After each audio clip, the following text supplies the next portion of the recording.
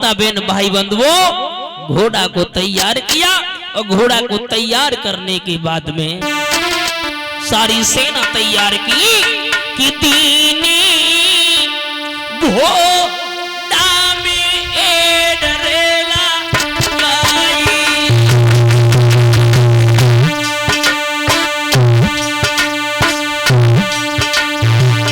Add लगा दी चले आगे की ओर।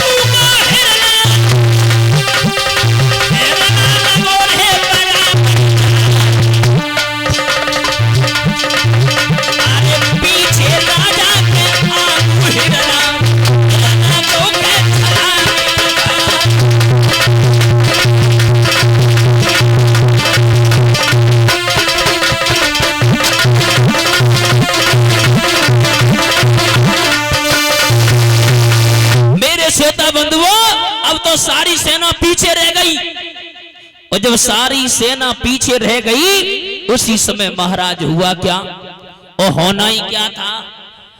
उत्तानपाद ने घोड़े को भजा दिया, सारी सेना पीछे रह गई, शाम हो गई। जैसी शाम हुई सारी सेना तो वापस लौटे आई। रानी बोली ओए मेरे राजा जी कहाँ हैं? बोले तुम्हारे राजा तो बनई में है। बोले क्यों? बोले वे घोड़ा भजाए ले गए, हम पीछे रह गए, देख ही नहीं पाओ किधर चले गए। एक काम करो आ जाएंगे वो। रानी बोली जाओ तुम लोग आराम करो, जाएंगे और कोई दिक्कत नहीं, हम ठाणे कोई दिक्कत ना है।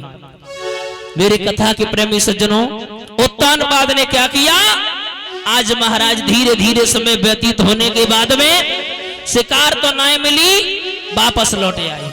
तब तक रानी ने कहा काम करो, खर्राटे मार के सोए गई। बोले आइए तब देख ही जाइए। उत्तानपाद जैसे द्वार पर जाकर के पहुंचे, जैसे ही पहुंचे आवाज लगाई रानी। और रानी वन हुए तब तो खोले। मेरे श्रोताओं रानी ने जब बात नहीं सुनी उसी समय बड़ी रानी की याद आई। जैसे ही बड़ी रानी की याद आई मन में विचार किया ये तो दरवाजा नहीं खोल रही है, चलो बड़ी रानी के पास में चलेंगे। मेरे श्रोताओं बड़ी आराम से आवाज लगाई रानी। माताओं मैया सुनीत ने उत्तानपाद की प्रथम आवाज सुन ली, सुन तो लई लेकिन दरवाजा ना खोलो। एक मन में विचार आओ हमें जे लगत है मुझे मारने के लिए सौत ने मेरे पति को भेजा है।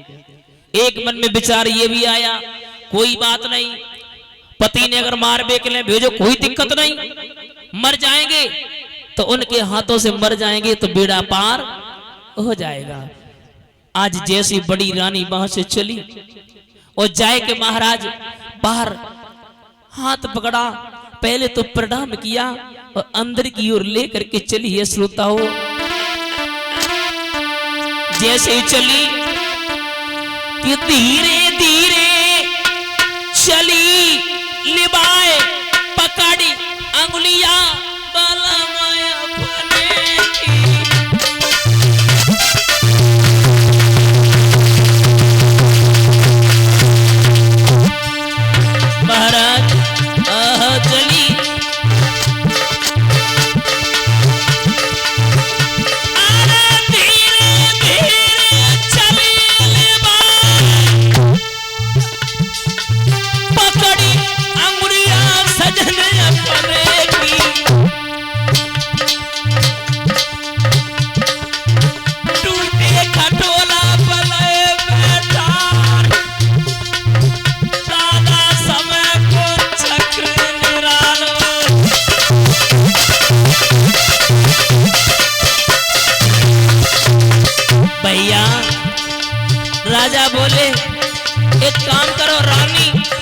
मुझे बहुत तेज से भूख लग रही है, थोड़ा कुछ हो तो खिला दो।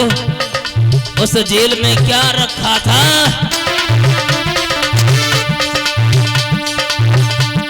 एक जौ की रोटी लाई उठाई, नमक धर दयो बारोटी पर।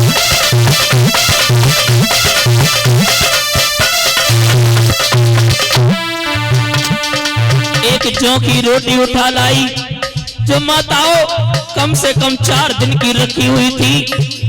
रानी ने कहा स्वामी बस एक यही है, अगर खाना चाहो तो खा लो। एक बात और बता दे श्रोताओं, एक भूख में कामिनी कंठ को त्याग दे, और भूख में टिक जा तू बाल ब्रह्मचारी है।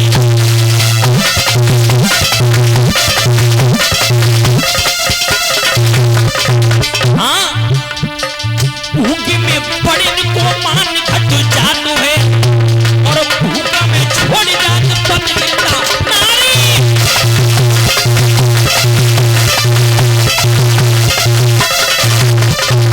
श्रोताओं, भूख से पीर कऊ पीर मन सही जाए, भूख से पीर सब पीरन से नारी है।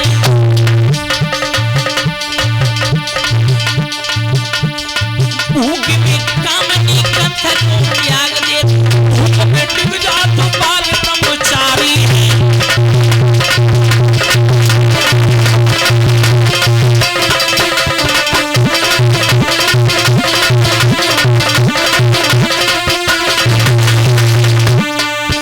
महाराज, आज मैया जौ की रोटी उठा करके लेकर के आई। आज वो 4 दिन की जौ की रोटी माताओं मेवा के समान लग रही है, इतनी सुंदर लग रही है।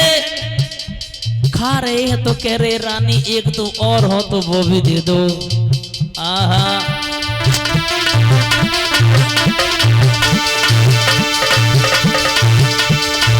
एक जौ की रोटी लाई, नमक धर दयो बारोटी पे। राजा ने रोटी लाई थी खाई, भैया समय को चख निरालो।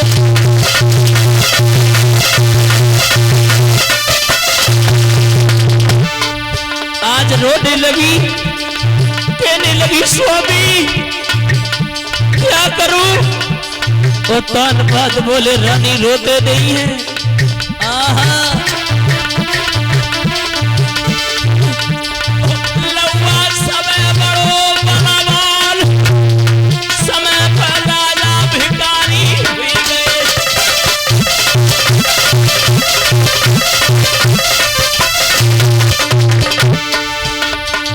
आहा, अरे टूटे खटोला पे नए बैठार,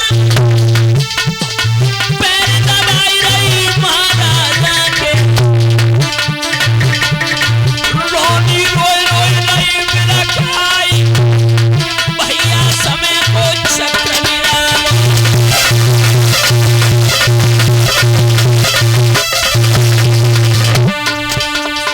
मेरे महाराज सीताराम के भाई अदब सवेरो।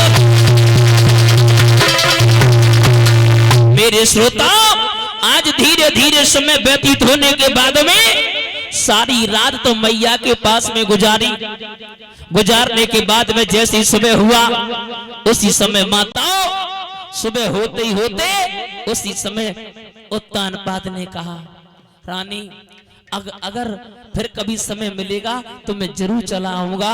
एक काम करो, अब मैं जा रहा हूं। घड़ियाले ने 4 बजे घंटे को बजा दिया। रानी रो रही है, कह रही है हे दीन बंधु भगवान, आज वो गरीबी की रात थी जो माताओं उस माँ को एक रात 1 महीने के बराबर लगती थी। आज मैया को रात जान नहीं पड़ी, कितने टाइम गुजर गई। मेरे कथा के प्रेमी सज्जनों, कहने लगी स्वामी कभी फुर्सत हो तो चले आना। उसी समय महाराज वहां से उत्तान पाद जैसे ही चले तो रानी कहने लगी स्वामी परमपिता परमात्मा से प्रार्थना करती है कि मुंह पर उठ गए कर तारी और दुखी मोई ते डरी मोहिना सुखी सब चीन लयोरी